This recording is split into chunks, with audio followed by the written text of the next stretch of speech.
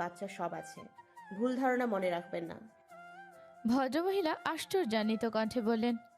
তবে তুমি মা বাবা ভাইয়ের সাথে থাকো না কেন? নিশাদ শান্ত কণ্ঠে বলল। জানি না আপনারা এই মিথ্যে গুজব কোথা থেকে শুনেছেন, তবে আমি মা বাবার সাথে থাকি না। আমি আমার স্বামীর সাথেই থাকি বাচ্চা নিয়ে। আর ইনি আমার স্বামী। কোলে যে বাচ্চাটা দেখছেন সে আমার ছেলে নাওহান। ভদ্রমহিলা ও ভদ্রলোক পাথরের মতো দাঁড়িয়ে রইলেন। আসলে এত এত শখ নিতে পারছেন না তারা। স্বামী ছেলেকে ভাই ভেবেছিলেন তারা? কি সাংঘাতিক অদ্ভুত কথা। শুনুন, ফ্লাভিনা বমি করছে। ইহাব কফি খাচ্ছিল আর ফোন স্ক্রল করছিল। হঠাৎ মানহার কথা শুনে সেদিকে চেয়ে বলল। বমি করছে কেন? মানহা চিন্তিত কণ্ঠে ফ্লাফিকে ঝুড়ির মধ্যে রেখে বলল। জানি না, কয়েকদিন হলো খাওয়া দাওয়া কমিয়ে দিয়েছে, সারাক্ষণ ঘুমায়। ইহাব কপালে হাত ঠেকিয়ে ফোন দেখতে দেখতে বলল। তোমার রোগী ধরেছে, ঘন ঘন অসুস্থ হওয়া, খাবার অরুচি। মানহা বিরক্তি নিয়ে বলল। আমি মজা করছি না। ইহাব ফোনের দিকে নজর দিয়ে বলল। আমিও সিরিয়াস। আশ্চর্য, কেমন সিরিয়াস আপনি? বললাম ফ্লাভি বমি করছে, খাওয়া দাওয়া কমিয়ে দিয়েছে, সারাক্ষণ এক জায়গায় বসে থাকে, ঝিমোয় নয়তো ঘুমোয়। এখন নর্মাল লাগছে আপনার কাছে? ইহাব ভ্রু কুচকে বলল। লক্ষণ তো ভালো লাগছে না। ও কি পাশের বাড়ির আশেপাশে গেছে নাকি? হ্যাঁ, যাই তো মাঝে মাঝে। সর্বনাশ, এগুলো তো প্রেগনেন্সির সিমটমস। মানহা অবাক হয়ে বলল। কিন্তু কিভাবে? ইহাব দাঁত খিচে বলল। কিভাবে মানে? হাসো, দেখিয়ে দিই। মানহা থতমত খেয়ে বলল। বুঝেছি বুঝেছি, দেখানো লাগবে না। ঘোরের টিম বুঝছো, একটা বিড়ালে তোমার চেয়ে বুদ্ধিমান, ঠিক নিজের পার্টনার খুঁজে আসল কাজ ছেড়ে ফেলেছে। আর তুমি একটু কাছে ঘেসলে ফিট খাও। আমার ভবিষ্যতে রেড লাইট জ্বালাই দিছে এই অ্যাটাকটা বিয়ে করে। মানহা চোখ মুখ শক্ত করে বলল। আমি এখন মোটেও ফিট খাই না। ও আচ্ছা, তাহলে কি খাও? আমার বাইট? ছি, আস্তাগফিরুল্লাহ। ইহাব গালে হাত ছেঁকিয়ে বলল। আস্তাগফিরুল্লাহ কেন? বরং আলহামদুলিল্লাহ সুবহানাল্লাহ পড়ো। মানহা ভ্রু কুচকে মুখ কঠিন করে বলল। আলহামদুলিল্লাহ, সুবহানাল্লাহ। কেন পড়ব? ইহাব দুহাত পিছনে নিয়ে আড়মোড়া ভেঙে বলল। আলহামদুলিল্লাহ পড়বে তোমাকে কামড়ার অফার করেছি দেখে, আর সুবহানাল্লাহ পড়বে আমার অতি সুশ্রী ওষ্ঠ দিয়ে তোমাকে দংশন করবো বলে। মানহার কান দিয়ে ধোয়া বেরোচ্ছে। সে দ্রুত অসভ্য বলে ঘর থেকে বেরিয়ে গেল। ইহাব তা দেখে পিছন থেকে জোরে জোরে বলতে লাগলো। আরে কই যাচ্ছ? ভবিষ্যতের জন্য গুরুত্বপূর্ণ মিটিং করছিলাম তো। তারপরে সুর টেনে গাইতে লাগলো। তুমি জ্বালাইয়া গেলা মনের আগুন, নিভাইয়া গেলা না। মানহা আজ সারাদিন আর ঘরমুখো হয়নি। শাশুড়ির সাথে সাথে থাকার চেষ্টা করেছে। যদিও উর্মি ভূঁইয়া আগের মতো তার সাথে কথা বলেন না, তবুও সেই কাজ করেই সময় কাটিয়েছে। এখন রান্নাঘরে সন্ধ্যার জন্য সিঙ্গারা পুরি বানাচ্ছে। সিঙ্গারায় আলুর পুর ভরেই ডুবন্ত তেলে ছেড়ে দিল। ইহা বাইরে থেকে এসে ফ্রেশ হয়ে নিচে নামলো। রান্নাঘরে উকি দিয়ে দেখলো মানহা মনোযোগ দিয়ে রুটি বেলছে। ইহাব আশপাশটা ভালোভাবে পর্যবেক্ষণ করে নিঃশব্দে মানহার পিছনে গিয়ে দাঁড়ালো। মানহা এক মনে পুরভরি রুটি বেলছে। ইহাব মানহার কানের কাছে গিয়ে একটু মোটা আর বিকৃত কণ্ঠে ফিসফিস করে বলল। এই মেয়ে, তোর আমার ভাল লাগছে। আমি তোরে চীন নগরীতে নিয়ে যাব। এখন শুধু এখন কামড় দিয়া যাবো গা। তাই বেশি তেরে বেরে না কইরা সোজা হইয়া খাড়ায় থাক। আচমকা কানের কাছে অদ্ভুত কণ্ঠ শুনে মানহা ভয়ে গগন বিদারী চিৎকার দিয়ে উঠল। দ্বিতীয়বার চিৎকার দিতে নিলে ইহাব মানহার মুখ চেপে ধরল। মানহা ভয়ে ঘেমে একাকার। মনে মনে আল্লাহকে ডাকতে লাগলো। কেমন যেন চারপাশ অন্ধকার লাগছে। সে সম্পূর্ণ ভর ইহাবের ওপর ছেড়ে দিল। ইহাব ভেপাচাকা খেয়ে মানহাকে নিয়ে দাঁড়িয়ে রইল। মানহার মুখের দিকে তাকিয়ে আফসোসের স্বরে বলতে লাগলো। দিতে চাই বাইট, হয়ে যায় রাইট। এদিকে আমার ভবিষ্যৎ আসার জন্য করতেছে ফাইট। আল্লাহগুলো আলবাতি নিভে কবে জ্বলবে আমার রেড লাইট। নিশাতের স্কুল ছুটি হলো মাত্র। সে নিজের ব্যাগপত্র গুছিয়ে স্টুডেন্টের পরীক্ষার খাতা ব্যাগে ঢুকালো। এই স্কুলে প্রতি সপ্তাহে ক্লাস টেস্ট হয়, তাই প্রায় পরীক্ষার খাতা কাটার জন্য বাসায় আনতে হয় নিশাতের। ক্লান্ত মুখশ্রী ম্লান হয়ে আছে তার। স্কুল থেকে বেরিয়ে রাস্তায় অবসন্ন ভঙ্গিতে হাঁটতে হাঁটতে সকালের কথা মস্তিষ্কে ভেসে উঠল। নাজমা ম্যাডাম কি রসিয়ে না তার স্বামীর বদনাম করছিলেন অন্য কলিগদের কাছে। কথায় আছে, মেয়ে মানুষের পেটে কথা বেশি দিন থাকে না। আর তা যদি হয় নাজমা ম্যাডামের মতো মহিলা মানুষ, তাহলে তো কথাই নেই। নিশাতের এত খারাপ লাগছিল, মন চাচ্ছিল তখনই রিজাইন দিয়ে চলে আসতে। এত মানুষের সামনে প্রতিনিয়ত করুণা, অবজ্ঞা, হেয় নজরে থাকার চেয়ে লোক চক্ষুর আড়ালে থাকাই তার কাছে শ্রেয়। ভীষণ কান্না পাচ্ছিল যখন সে প্রবেশ করা মাত্রই অফিস রুমের সব চোখ তার দিকে অদ্ভুত নজরে তাকিয়েছিল। নিষাদ কোনো মতেই তাদেরকে পাশ কাটিয়ে ক্লাসে চলে এসেছিল, না হলে ওখানে 2 মিনিট থাকলে লজ্জা অপমানই বোধহয় সে মরে যেত। এই সমাজের মানুষ শুধু কথা দিয়ে নয়, চক্ষু দিয়েও মানুষ মারতে পারে। বাসায় সে আজকে একটা কথা বলল না। নাহন মাকে দেখেই কোলে ওঠার জন্য ছটফট করছে। নিশাত আজ ছেলেকে কোলে নিল না, এড়িয়ে গেল। বেশ খানিক্ষণ গোসল করে বের হলো, তারপর নামাজ পড়ে বিছানায় কাত হয়ে শুয়ে পড়ল। মরণ এতক্ষণ ধরে নিশাতের সব কর্মকাণ্ডই নীরবে দেখল। নাহন তার পা পেঁচিয়ে বলল, মা কোথা বলে না পাপা। মরণ ছেলেকে কোলে নিয়ে বলল। মা ক্লান্ত, পরে বলবে, আয় ভাত খাইয়ে দিই। নাহন মাথা নাড়িয়ে বলল, মাইল সাথে খাবো, মাইল কাছে যাব। মরণ ছেলেকে খাটের উপরে উঠিয়ে দিল। নাহন হেঁটে নিশাতের বুকের ভেতর ঢোকার জন্য কসরত চালাচ্ছে। নিশাতের চোখটা লেগে গিয়েছিল। নাহনের নড়াচড়ায় চমৎকার ঘুমটা ভেঙে গেল। এমনিতেই সারাদিনের ধকল, সকালে সেই পরিস্থিতি, এখন আবার আরামের ঘুম ভাঙা, সব মিলিয়ে মাথায় রাগ চেপে বসলো। নাহন মাকে চোখ খুলতে দেখে ফোকলা হেসে তাকিয়ে বলল। মা বাতু খাবে না। নিশাত রাগ নিয়ন্ত্রণ করে কোনো জবাব না দিয়ে আবারও চোখ মুদল। নাহন মাকে কথা বলতে না দেখে বুকে জোরে কামড় বসিয়ে দিল। নিশাত উফ শব্দ করে চেঁচিয়ে ওঠে। নাহনের পিঠে দুমদাম কয়েকটা লাগিয়ে ক্ষান্ত হলো, যেন সারাদিনের পুঞ্জীভূত ক্রোধের নিষ্পত্তি ঘটালো। কিল খেয়ে নাহনের মুখের হাসি নিভে গেছে। নিশাত রাগান্বিত কণ্ঠে বলল, সবসময় ইত্রামি তাই না, বেয়াদ্দপ কোথাকার। একবার নিষেধ করেছি বুকে কামড়াবি না, সারাক্ষণ দুধ দুধ আর দুধ। কিছু না বলতে বলতে একেবারে মাথায় উঠে নাচছে। নাহন মায়ের অপ্রত্যাশিত মায়ের ধমকে চিৎকার দিয়ে কেঁদে উঠে বাবা বাবা করতে লাগলো।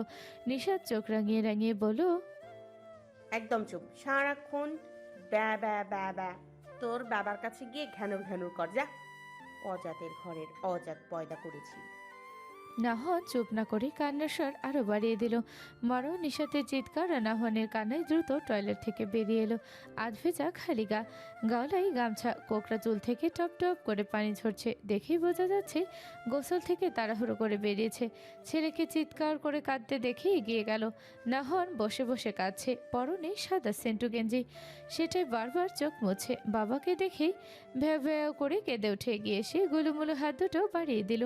মরণ ছেলেকে কোলে নিয়ে বলল, কি হয়েছে তোদের মা বেটার, কি হলো আবার? 2 মিনিটও গোসল করতে দিলি না, ক্যাঁ কৌ শুরু করেছিস?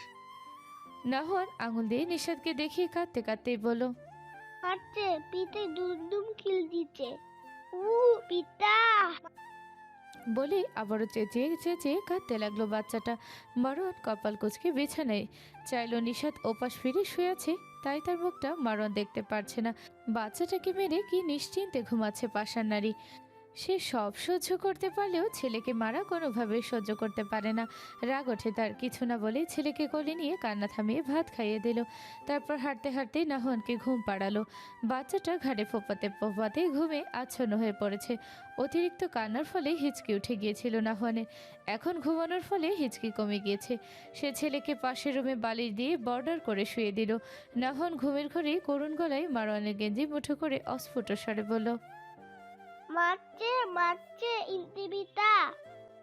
মরণ ঘুমন্ত ছেলের কপালে গালে আলতো করে ঠোঁট ছুঁয়ে দিল।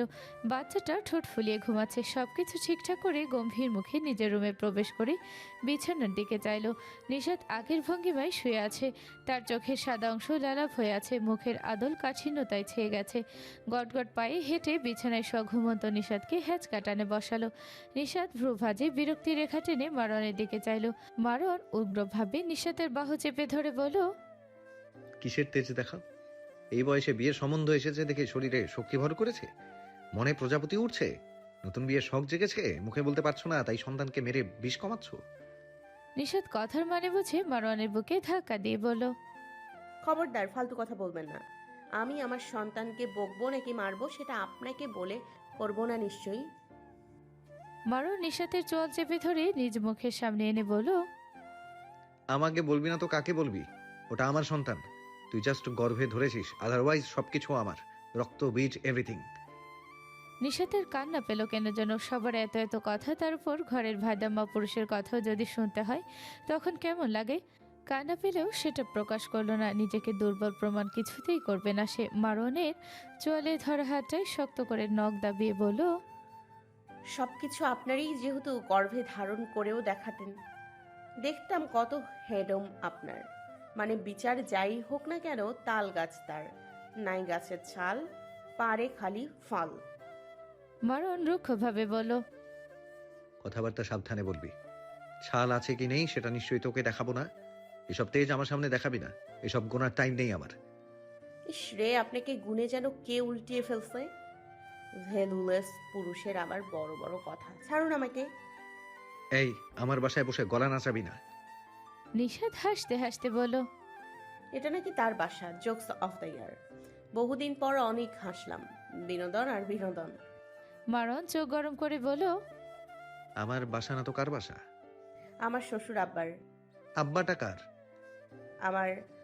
মারন চোখ শক্ত করে বলল, ফাইজলামি হচ্ছে? মেরে গুম করে রাখবো, কেউ হদিসও পাবে না, সবাইকে বলে বেড়াবো নতুন নাগরের সাথে ভেগেছে। নিশাত রাগান্বিত কণ্ঠে বলল, লাগাম টেনে কথা বলুন। নিজের মতো ইতর ভাবেন সবাইকে। আপনার নাগরী যে চিঠি দিয়েছিল সেটা কিন্তু ভুলিনি। আহা, কি প্রীতি! আমার জাত ঢঙের প্যাচাল আমার সাথে পারবেন না। বেশি বাড়াবাড়ি করলে আপনার কুকিরটি পুরো বংশে সাপ্লাই করব। বলে মারওয়ানের হাত ঝটকা দিয়ে ফেলে বিছানা থেকে নেমে দাঁড়ালো। ঘুমের 12টা বাজিয়ে দিয়েছে রাগে, শরীরে রক্ত টকবক করে ফুটছে। এমনিতেই সকাল থেকে মাথা ঠিক নেই, বাসায় এসেও একটার পর একটা অশান্তি লেগে আছে। মারওয়ানও বিছানা থেকে উঠে দাঁড়ালো। নিশা চলে যেতে নিলে তার খোলা চুলে টান পড়লো, মাথায় হাত দিয়ে ব্যথাসূচক শব্দ করলো। ঘাড় ঘুরিয়ে দেখলো মারওয়ান তার চুল পেঁচিয়ে ধরেছে। নিশাত চোখ কুঁচকে মাথার নির্মাংস চেপে ধরে বলল, চুল ছাড়ুন। অসভ্যের মতো করছেন কেন? আগে তো একটা গুণ ছিল, বউ না পেটানো। এখন কি সেটাও খোয়াবেন? মারওয়ান মুখ শক্ত করে চুলে পেঁচাতে পেঁচাতে নিশাতকে টেনে আনলো। নিশাতের চোখে পানি এসে গেছে ব্যথায়, অন্ধকার দেখছে চারিপাশ।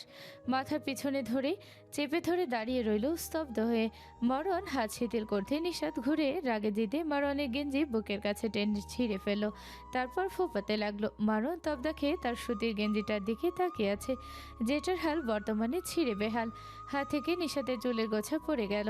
রক্তিম চোখ ধরে উঠিয়ে নিশাতের দিকে চাইল। নিশাত ফোপাতে ফোপাতে মারওয়ানের ছিঁড়ে যাওয়া গেঞ্জির বুকের কাছটাই কামড় বসিয়ে দিল। মারওয়ান উঠিয়ে থাপ্পড় বসিয়ে বলল, এত তেজ কই থেকে আসে? গেঞ্জি ছিঁড়েও তেজ কমে না, আবার কামড় দিচ্ছিস? স্বামী সন্তানকে যেভাবে পাচ্ছিস, মারছিস, কামড়াচ্ছিস, শরীরের শক্তি বেশি হয়েছে? নিশাত কেঁদে উঠে মারওয়ান যে হাত দিয়ে থাপড় মেরেছে সেই হাতে কামড় দিয়ে ধরে রাখলো। মারওয়ান চোখ বুজে কন্ট্রোল করেছে নিজেকে। এই লিলিপুটের পাগলা রাগ উঠেছে, সে এখন যাই করবে এর বিপরীতে কামড়ে রাগ মিটিয়ে তবে দম নেবে। খানিক পর নিশাত মুখ উঠিয়ে মাথা চেপে ধরলো। অতিরিক্ত রাগ উঠলে মাথা ব্যথায় টনটন করে তার। নিশাত বাথরুমে গিয়ে মাথায় পানি ঢাললো বেশ খানিকক্ষণ। মারওয়ান ছেঁড়া গেঞ্জি আর ক্ষত বিক্ষত শরীর নিয়ে ফুসফুস করছে, কিছু বলা যায় না, অমনি আক্রমণ শুরু করে। বিষ পিঁপড়া একটা।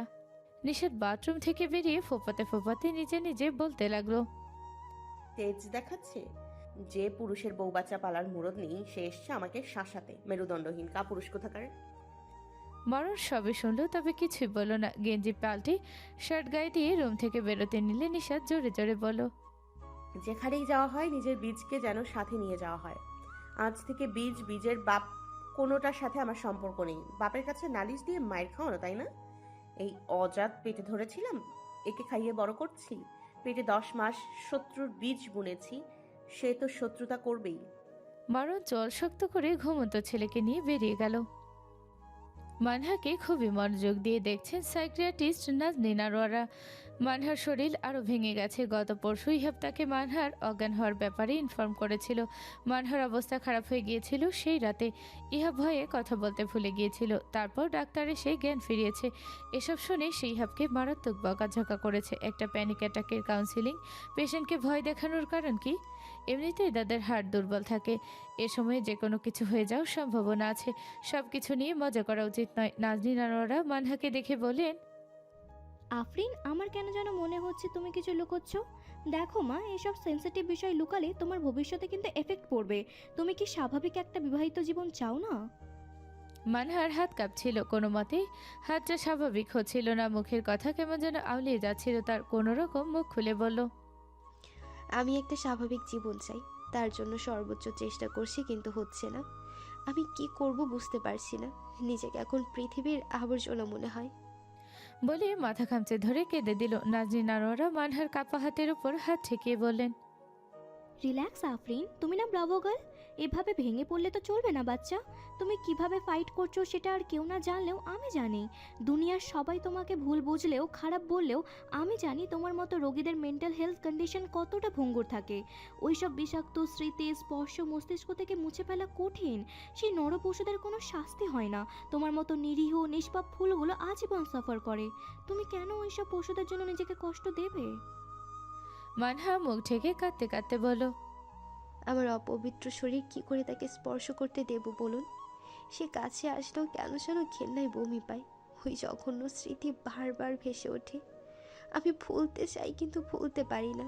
সেদিন যখন সে ভয় দেখালো, আমার মনে হচ্ছিল কিছু বিশ্রী বিষাক্ত হাত আমার শরীরে কিলবিল করছে, চুমু দিতে চাইছে।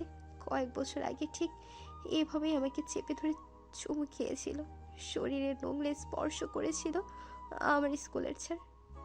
ছি, কি জঘন্য! বলেই মানহা মাথা চেপে ধরে গল গল করে বমি করে চেম্বার ভাসিয়ে ফেল। নাজনীন আনোয়ারা উঠে এসে তাকে ধরলেন। কাঁপছে মানহা। তিনি লোক ডেকে এনে পরিষ্কার করালেন। তারপর মানহাকে রিল্যাক্স হতে দিয়ে তিনি আবারও বসলেন। মানহা একটু শান্ত হয়ে আবারও বলতে লাগলো, প্রায় ওই অপ্রত্যাশিত জঘন্য ছোঁয়ার শিকার হয়েছি। একদিন মাঠে খেলতে গিয়ে বেশ বেলা হয়ে গিয়েছিল। দ্রুত বাড়ি ফিরতে নিলে আমার এক প্রতিবেশী কাকা আড়ালে নিয়ে আমার সমতল বুকটাতে কতক্ষণ যে মধেছে হিসাব ছাড়া। চিৎকার করতে পারিনি, মুখটা চেপে ধরা ছিল। 8 বছরের একটা বাচ্চার মস্তিষ্কে এসব কেমন প্রভাব পড়ে বলতে পারেন ম্যাম? একটা বাচ্চার শরীরে তারা কী রেখেছিল? আর একটু হলে রেপ হতাম। ভাগ্যিস বড় ভাইয়া চলে এসেছিল, নয়তো সেদিন খবর ছাপা হতো 8 বছরের মেয়ে ধর্ষণের মৃত্যু। তারপর থেকে ওই বিষাক্ত স্মৃতি পুষে এক একটা দিন পার করেছি। কাউকে মুখ ফুটে বলতে পারিনি। বাড়ির পাশের এক আপুকে ভীষণ ভালো লাগতো। আপুটা যে কি মিষ্টি ছিল, সারাক্ষণ তার কাছেই পড়ে থাকতাম। বলে একটু দম নিল। কাঁদতে কাঁদতে তার গলা বসে গিয়েছে। আবারও বলতে লাগলো, বিয়ে হয়ে যাওয়ার পরে বাপের বাড়ি বেশি আসতে পারতো না। কালে ভাদ্রে 2-1 বার দেখা পেতাম, তাও যৌতুক নিয়ে আসতো।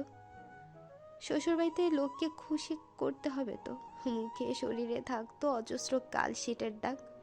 জিজ্ঞেস করলে ফ্যাকাশে হেসে বলতো শ্বশুরবাড়ির আদর। যখন জিজ্ঞেস করতাম এই কেমন আদর, বিষাদ হেসে বলতো বিয়ে হলে বুঝবি। তখন কলিজায় মোচড় মারতো। পুরুষ মানুষ মানেই আমার কাছে আতঙ্কের রূপ নিল। সেই সুন্দর মিষ্টি আপুটার যেদিন নীল জখমযুক্ত লাশ বাড়িতে এলো, আমি পাথরের মতো জমে গিয়েছিলাম ওই নীল মুখটা দেখে। ততদিনে পুরুষের প্রতি ঘৃণার পারদ আমার সর্বোচ্চে পৌঁছেছে। সবার মুখে মুখে ছড়িয়ে গিয়েছিল, আহারে সুন্দর মেয়েটাকে কিভাবে মেরে ফেলেছে জালিমের দল।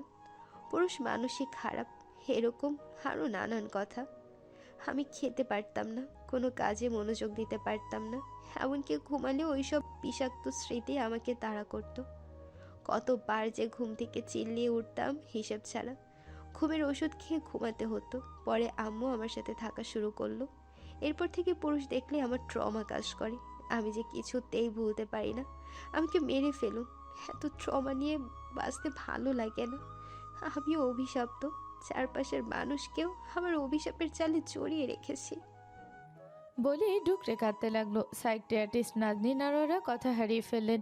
কি বলবেন তিনি? মেয়েটাকে কাউন্সেলিং করিয়ে তিনি যতটুকু না ঠিক করতে পারবেন, তার চেয়ে বেশি পারবে তার সঙ্গী। মানহাকে টিস্যু এগিয়ে দিয়ে তিনি ওয়েটিং রুমে গেলেন। সেখানে ইহাব আগে থেকেই বসা ছিল। তার চোখ দুটি লাল হয়ে আছে। কানে ইয়ারপড। মানহার বলা সব কথাই সে শুনেছে। নাজনীন আনোয়ারা বলেন, ওকে নিয়ে যাও, কিছু মেডিসিন দিয়েছি, সময় মতো খাইয়ে দিও।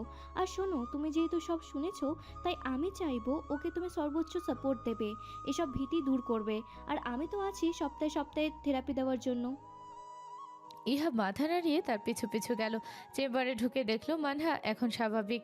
একটু আগের বলা কথাগুলো যে সেই বলেছে কেউ বিশ্বাস করবে না। একটা মানুষ মনে এত কষ্ট, ট্রমা, নিকৃষ্ট অধ্যায় পুষে রেখে আদৌ বাঁচতে পারে বোধহয়, না হলে মানহার তো মরে যাওয়ার কথা।